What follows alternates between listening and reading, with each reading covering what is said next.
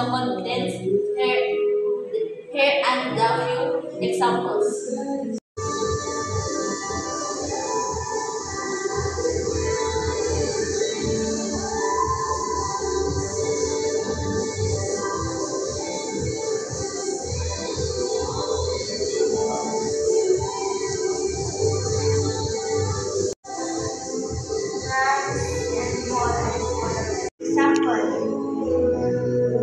The hydrogen and oxygen.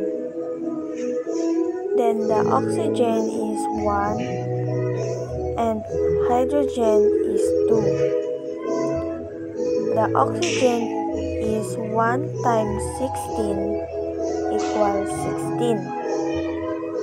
And the hydrogen is 2 times 1.01 equals 2.02. The answer, the molar mass is 18.02 gmol. Ito na po ang tutorial ng kung paano isolve ang molar mass.